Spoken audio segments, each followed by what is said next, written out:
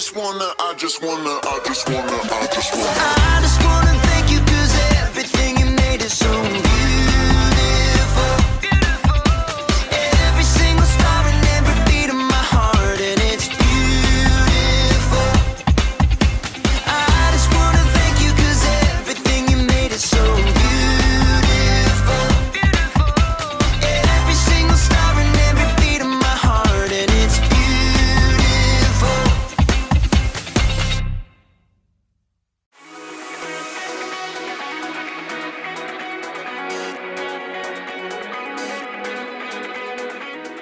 Hey everybody, I'm Graham, Candy Connoisseur, and I'm here to talk about individuality. Individuality is discovering who you are meant to be so that you can make a difference. Every single one of us is an individual.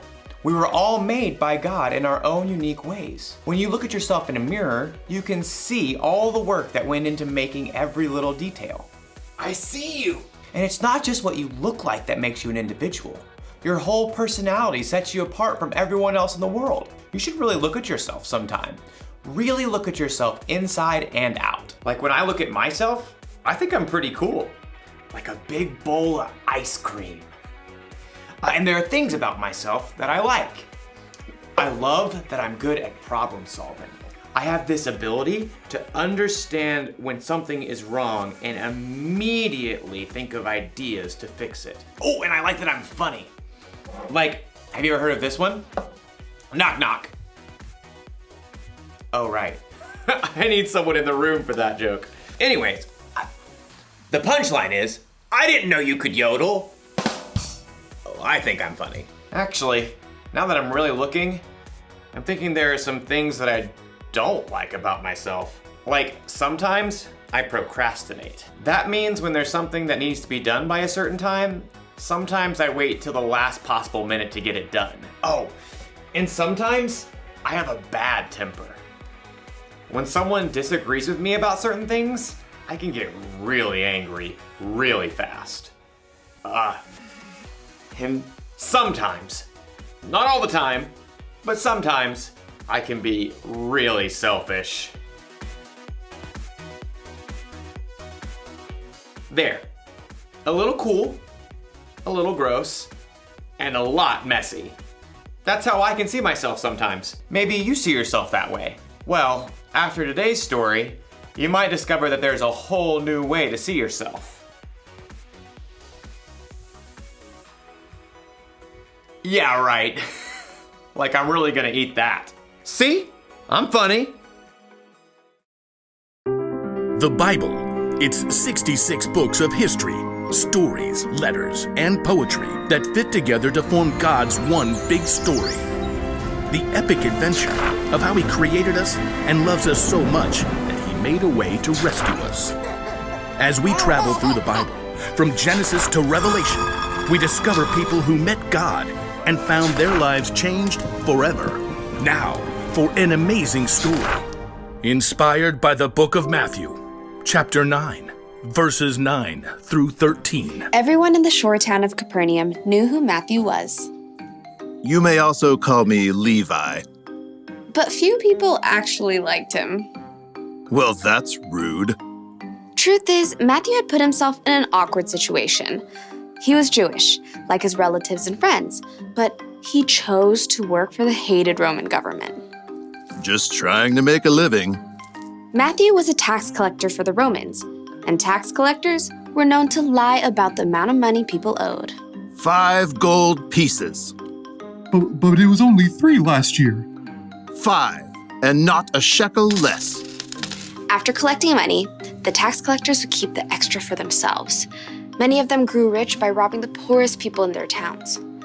In fact, tax collectors and sinners were considered to be the same thing. Hey, I work hard. But no matter how hard Matthew tried to polish his own image, deep down, he knew how others saw him.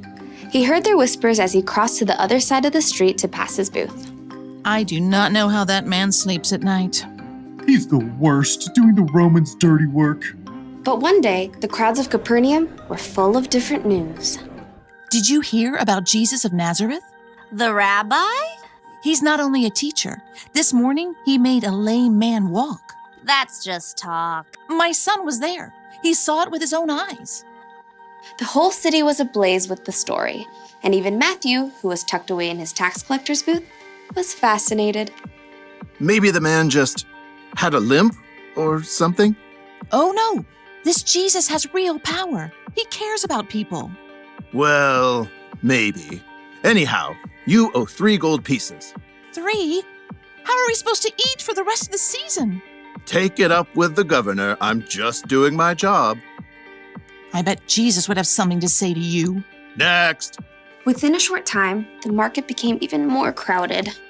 Jesus! Jesus is coming this way! From his booth, Matthew craned to see. Though he was curious, deep down, he had to admit that no rabbi would have kind words for him. I'm a fool. Even my own people hate me.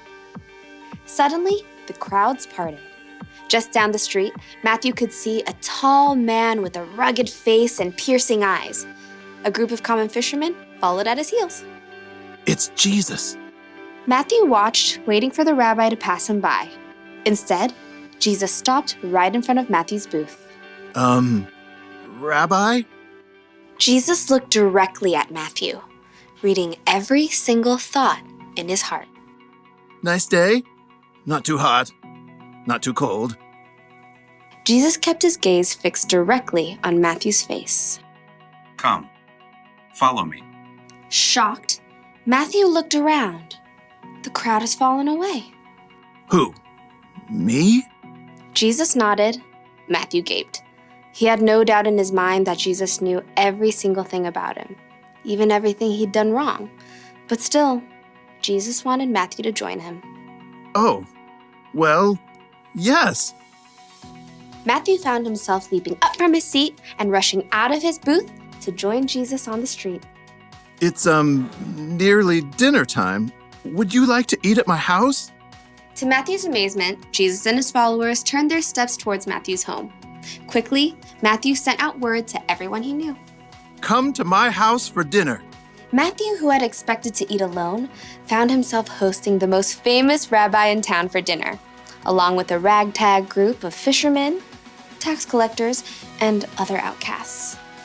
Jesus doesn't care what I've done. He thinks I can be better, that I'm worthy to follow him. But while Matthew rejoiced to discover his brand new identity, the city's religious leaders were horrified by what Jesus had done. They sidled up to Jesus' disciples. Why does your teacher eat with tax collectors and sinners? You know, that's a great question. Jesus overheard the religious leaders and answered the question himself. Those who are healthy don't need a doctor. Sick people do. I have not come to get those who think they are right with God to follow me. I have come to get sinners to follow me. Preposterous. From then on, Matthew followed Jesus everywhere.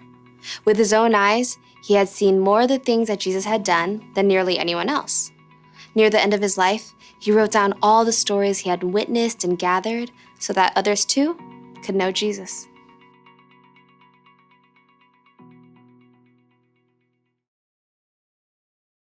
Before he was one of Jesus' disciples, Matthew was a tax collector. Tax collectors were kind of known for cheating people out of their money. Other people would have called Matthew a sinner, and it would have been true. Matthew, like everyone else in the world, sinned, which means he did things that God wouldn't want him to do. I wonder if Matthew saw himself this way. A little gross, a little messy.